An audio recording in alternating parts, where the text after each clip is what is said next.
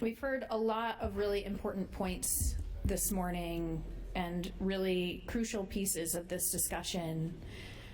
We've heard about the science behind the support for gender-affirming care. We have heard about the support from the medical community for access to gender-affirming care. We've heard about the need to keep these discussions about the practice of medicine and transgender care in academia and in research and science, and not in political bodies. We've heard about the very real, current legal problems with pieces of legislation like this. We have heard about the very real and imminent lawsuits that will occur in the state of Nebraska if this piece of legislation gets passed. We've also heard some really important personal stories from people, and I think that's what I wanted to finish my morning talking about. As I mentioned earlier, I followed in an ambulance this morning from Children's in Omaha into Lincoln. Lights were on. It was obviously rushing. I'm not sure where they were going. Obviously, I don't know what was happening. But for me, my immediate thoughts went to the email that we were all sent, that Senator Hunt passed out to us yesterday, and I'm just going to read that really quick. Thank you for all you're doing, Megan. I am in the process of sending a copy of this email to the rest of your colleagues. I am writing to you as a licensed psychologist and the clinical supervisor for several mental health therapists at Kindred Psychology. I am also writing to you with tears streaming down my face with fear. I need you to know that since this morning's session adjourned, the crisis calls from transgender and gender diverse adolescents have begun. We've already had youth contacting their therapists in crisis and or disclosing in session that they are acutely suicidal. We have had sessions with frantic parents who feel unable to keep their children safe from harming themselves or completing suicide. As you consider your next actions on LB 574 tomorrow, I beg you to proceed with the awareness that actions to advance LB 574 will most certainly be the driver for suicide by some of the youth served by your practice. I wish I could show you the terrified faces of these vulnerable youth, let you witness the heaving sobs that emerge from their bodies when they're safe in an affirming therapeutic environment.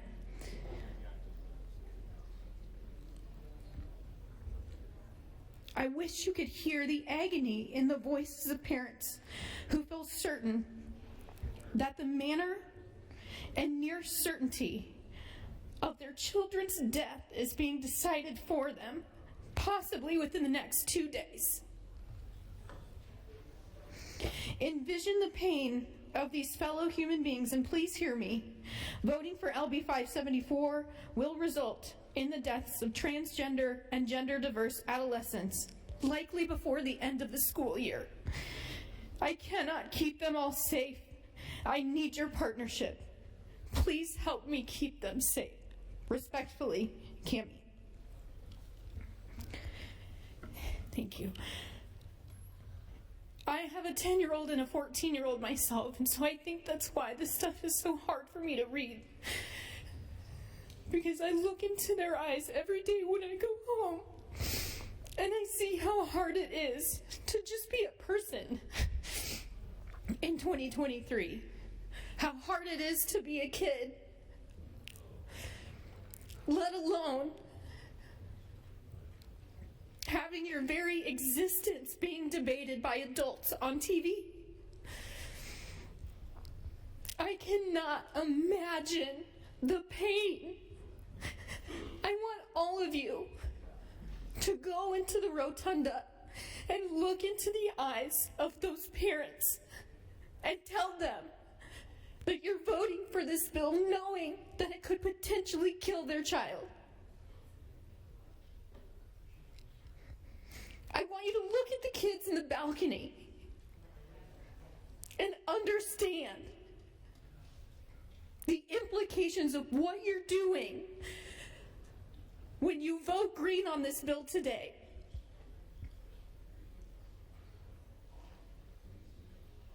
You do not have to vote for this bill.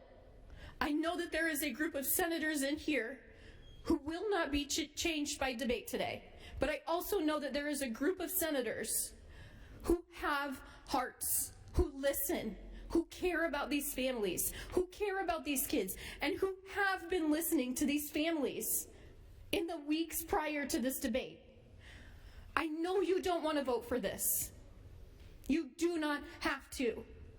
I genuinely believe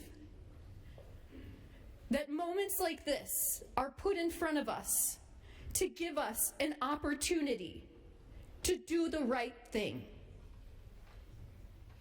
You are all being given an opportunity today to choose life for these transgender babies, to choose to stop the torture of this debate for these kids. That is the choice you are making today, in addition to saving the rest of this session. Because if it continues, Senator Kavanaugh has several senators that are joining her in filibustering, including myself. You do not have to vote for this. Please.